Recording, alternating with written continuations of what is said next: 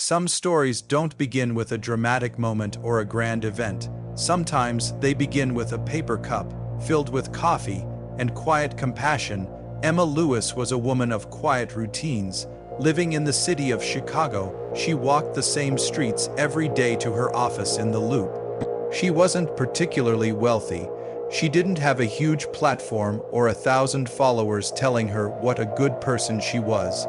She was just Emma, a 29-year-old marketing associate with a tired smile, a good heart, and a deep sense of empathy she rarely spoke about.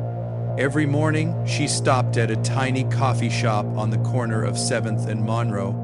Not because the coffee was exceptional. It wasn't, but the woman at the counter remembered her name.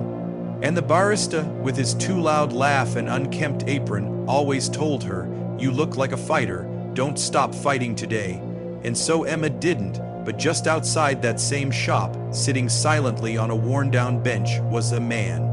Always the same man, tattered coat, faded jeans, scruffy beard. He never begged, never held up a sign. He just sat quiet, watching the world pass him by every morning, every single day. Most people ignored him. Some crossed the street to avoid the awkwardness. A few whispered cruel things they thought he couldn't hear. Emma never did.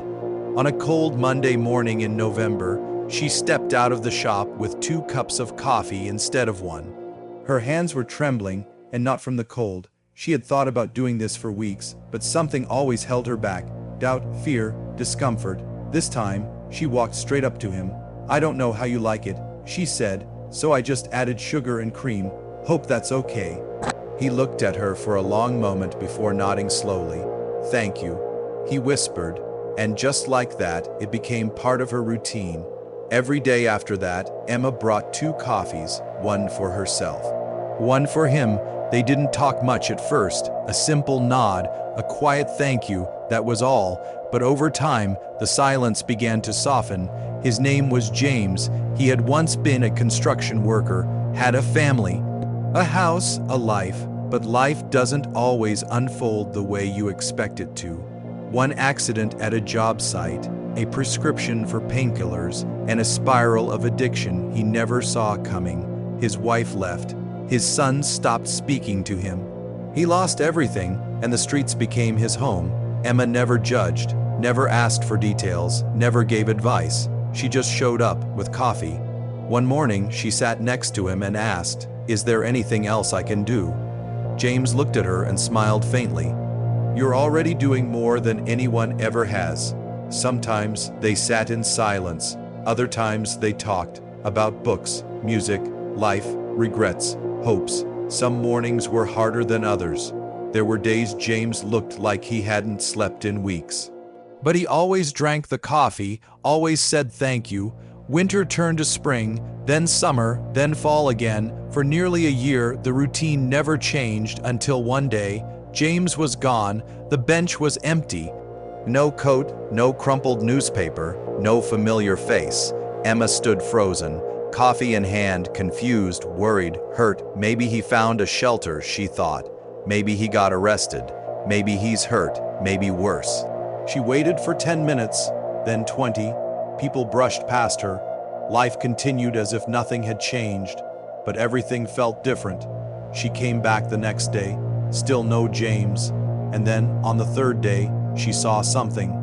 A folded piece of paper tucked under the bench's armrest. Her name was written on the outside in shaky handwriting, Emma. She opened it with trembling hands. "You gave me more than coffee. You gave me hope. I didn't know people like you existed anymore. I start my first job tomorrow at a warehouse across town.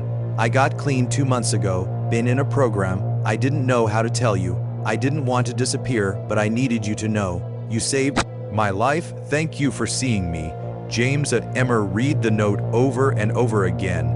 Tears spilled down her face, not loud sobs, just the kind of quiet crying that happens when the soul is touched in a way words can't explain. She had never expected anything from James, never wanted recognition. She just wanted to make someone feel human again, and somehow, without realizing it, she helped him find his way back to life. Weeks passed. Emma still walked the same route, still bought her coffee, still looked at that bench, and then one day, she stepped into a new cafe that had opened nearby. The line was short. The place smelled like cinnamon and espresso beans. And behind the counter was James, clean, shaved, dressed in a crisp black apron. They locked eyes. Neither of them said anything for a moment, and then James smiled, full and warm and alive. "I was hoping you'd come in," he said.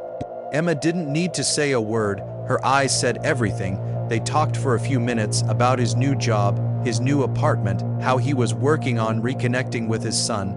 Life wasn't perfect, but it was real again. And Emma, she left the cafe that morning with only one coffee, but her heart was full because she had witnessed something rare, something powerful, the resurrection of a life through the smallest, simplest act of daily kindness. Some stories don't make headlines, they don't go viral or trend on social media, but those are the ones that matter the most, the ones that start with a paper cup and end with a transformed life.